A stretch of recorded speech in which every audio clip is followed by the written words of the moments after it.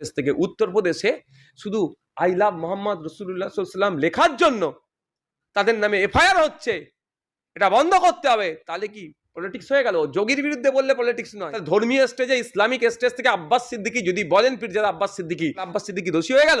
এই দোষী যদি আব্বাস সিদ্দিকীকে বলে, আব্বাস সিদ্দিকী প্রস্তুত আছে 1000 বার এই দোষটাকে মাথায় পেতে নেবে।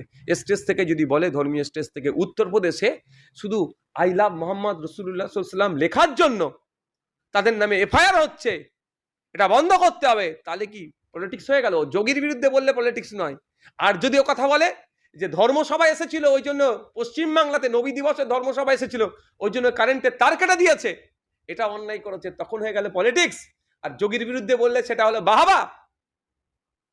যারা করছে তাদের সময় ঘনিয়ে এসছে। গণতান্ত্রিক প্রক্রিয়াতে বাংলার ধর্মপ্রাণ মানুষ, ধর্মনিরপেক্ষ মানুষরা জবাব দেবে।